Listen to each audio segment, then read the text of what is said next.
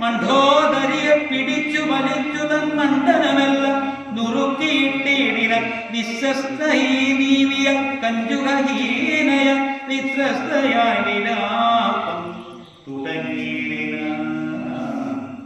വാനരന്മാരുടെ കണ്ടുകൊണ്ടിടുവാനെന്തു ദുഷ്കൃതം ചെയ്തതു ദൈവമേ, നാണം നിനക്കില്ലയോ രക്ഷസേശ്വര, മാനം ഭവാനോളമില്ല മറ്റാർക്കുമേ.